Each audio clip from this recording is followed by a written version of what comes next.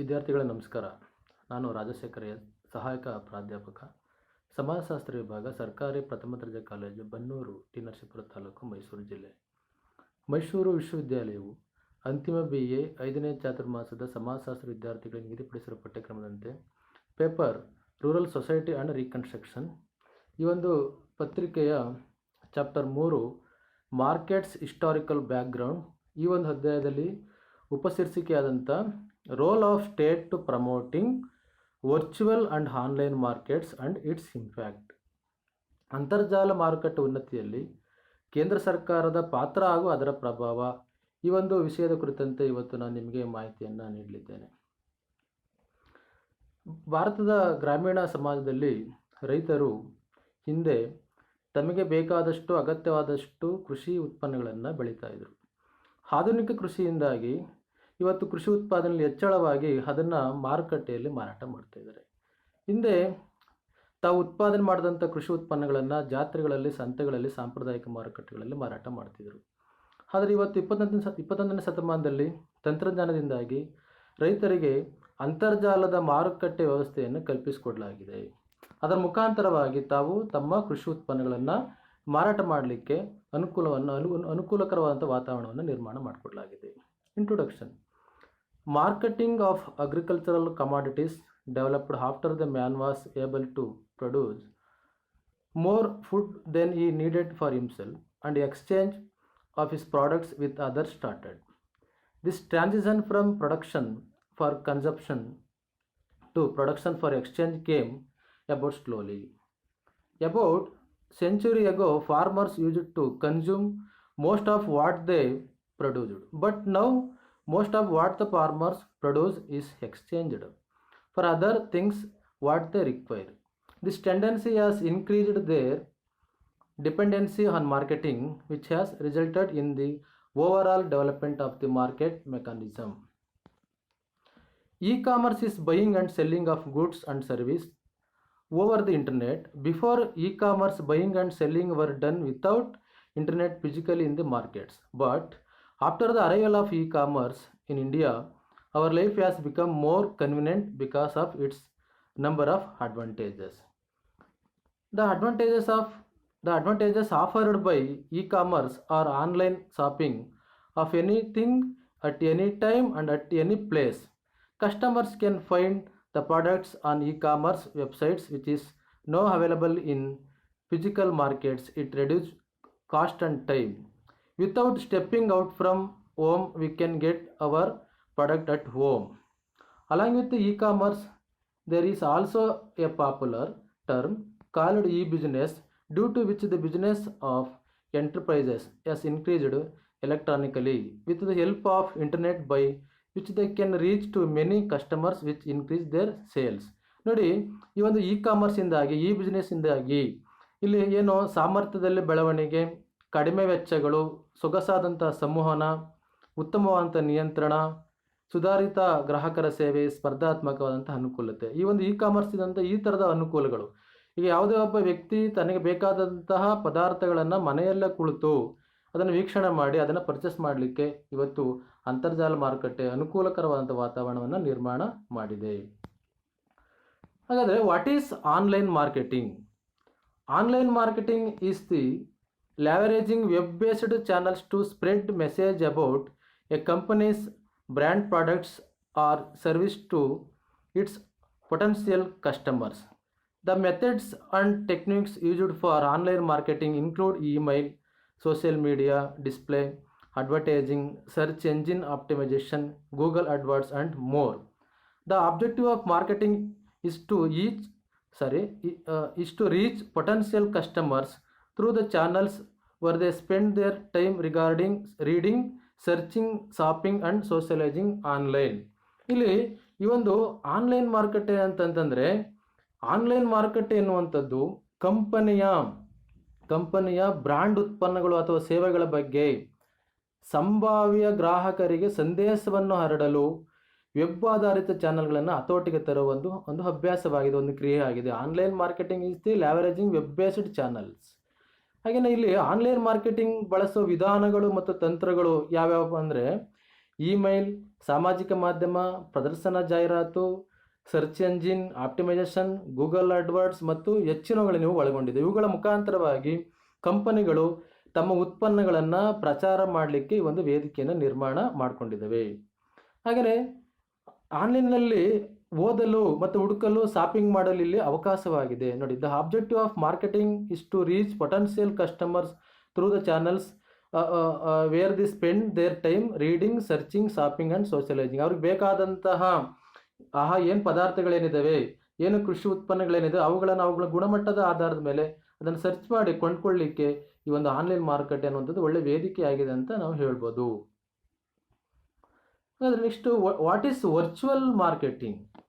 The marketing activities that have an insertion of all types of social networking tools to create the brand image of the products or services. ನೋಡಿ, ಇಲ್ಲಿ ಕಂಪನಿಗಳು ಏನು ತಮ್ಮ ಒಂದು ಉತ್ಪನ್ನಗಳೇನಿದ್ದಾವೆ ಆ ಉತ್ಪನ್ನಗಳನ್ನು ಮಾರಾಟ ಮಾಡಲಿಕ್ಕೆ ವಿವಿಧ ರೀತಿಯ ಸಾಮಾಜಿಕ ಮಾಧ್ಯಮಗಳನ್ನು ಬಳಸ್ಕೊಂಡು ಆ ಮುಖಾಂತರವಾಗಿ ಸೇವೆಯನ್ನು ನೀಡುವ ವೇದಿಕೆ ಯಾವುದಪ್ಪ ಅಂದರೆ virtual marketing.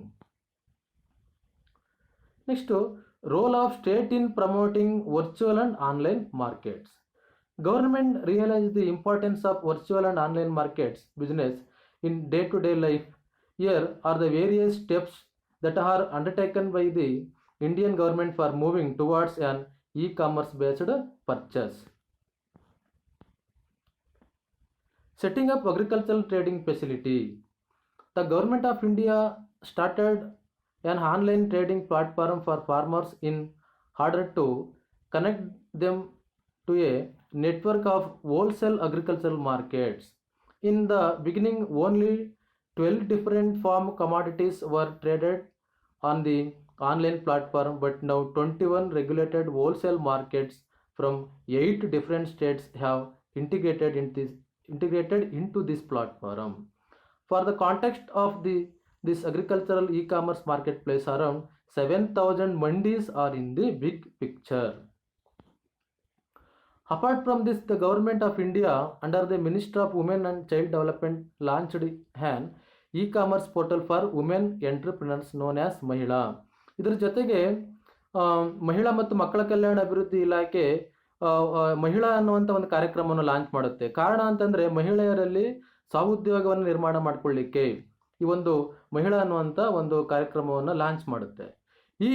This e-commerce marketplace platform allows women to enlist and showcase their products online without any additional cost. It also planning to integrate other e-commerce portals that can provide a larger platform for the purpose of buying and selling. ಇಲ್ಲಿ ಮಹಿಳೆಯರಲ್ಲಿ ಆರ್ಥಿಕ ಸಬಲೀಕರಣವನ್ನು ಮಾಡಲಿಕ್ಕೆ ಕೃಷಿಕ ಮಹಿಳೆಯರು ತಾವು ಬೆಳೆದಂತಹ ಆಹಾರ ಪದಾರ್ಥಗಳನ್ನು ಇಲ್ಲಿ ಈ ಮುಖಾಂತರವಾಗಿ ಅವರು ಮಾರಾಟ ಮಾಡಲಿಕ್ಕೆ ಸರ್ಕಾರ ಅವಕಾಶವನ್ನು ಮಾಡಿಕೊಟ್ಟಿದೆ. Raising the FDI limit in e-commerce model. In order to increase the participation of foreign players in the e-commerce field, the Indian government hiked the limit of foreign direct investment (FDI) in the e-commerce marketplace model for up to 100%. The new notification also cleared that the total sales contributed by any group, company, or a single vendor should not exceed more than 25%. Furthermore, the extension in the FDI is allowed for business to business sector only and not for business to consumer basis. For more information about this FDI hike, do take a quick look at the blog that explains the government decision in the FDI policy change. Again, other important government initiatives to promote virtual and online markets. ಇಲ್ಲಿ the government of India has announced various initiatives, namely Digital India, Make in India, Startup India, Skill India and Innovation Fund.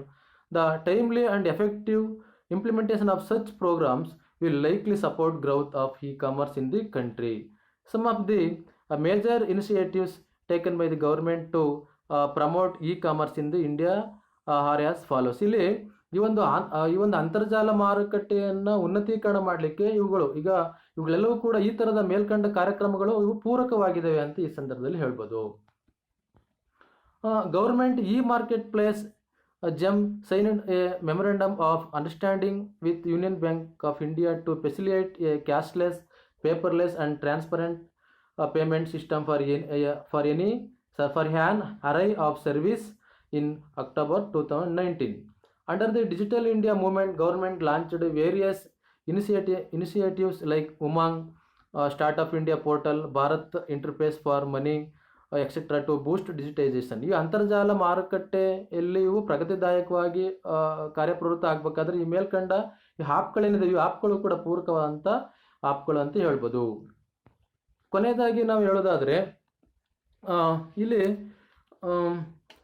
The timely and effective implementation of such programmes will likely support growth e-commerce in the country, price movements and business fluctuation in the world markets began to affect the fortunes of the Indian farmers to a degree that they had never done before.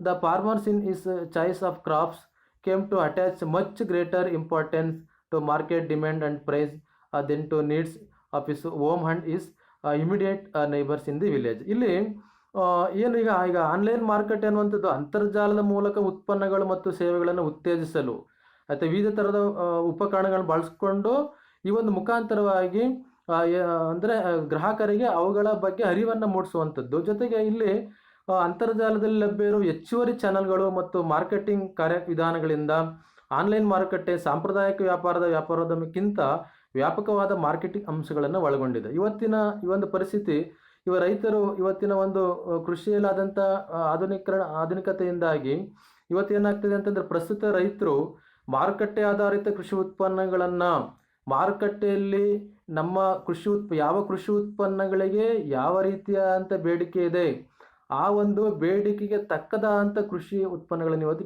ಬೆಳೆಗಳನ್ನು ಬೆಳೀತಾ ಇದ್ದಾರೆ. ಆ ಮುಖೇನ ಆ ಥರದ ಒಂದು ಕೃಷಿ ಉತ್ಪನ್ನಗಳನ್ನು ಬೆಳೆಯೋದ್ರ ಮುಖಾಂತರವಾಗಿ ಅವರು ಆರ್ಥಿಕವಾಗಿ ಸಬಲೀಕರಣಗೊಳ್ತಾ ಇದ್ದಾರೆ, ಆರ್ಥಿಕವಾಗಿ ಸಬಲರಾಗ್ತಾ ಇದ್ದಾರೆ. ಇದಕ್ಕೆ ಕಾರಣ ಅಂತಂದರೆ ಸರ್ಕಾರ ಹಾಕಿಕೊಟ್ಟಂತಹ ಸರ್ಕಾರ ಒಂದು ಪರಿಚಯಿಸಿದಂತಹ ಅಂತರ್ಜಾಲದ ಮಾರುಕಟ್ಟೆ ಮುಖಾಂತರವಾಗಿ ರೈತರು ಇಂದು ತಾವು ಸಾಂಪ್ರದಾಯಿಕ ಮಾರುಕಟ್ಟೆಯಲ್ಲಿ ತಾವು ಬೆಳೆದ ಮಾರುಕಟ್ಟೆಗಳನ್ನು ಮಾರಾಟ ಮಾಡೋದ್ರ ಜೊತೆಗೆ ತಾವು ಬೆಳೆದ ಆಹಾರ ಪದಾರ್ಥಗಳನ್ನು ಮಾರಾಟ ಮಾಡೋದ್ರ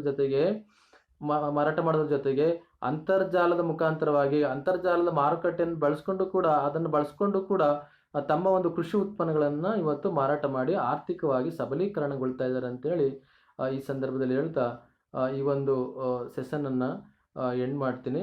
ಥ್ಯಾಂಕ್ ಯು.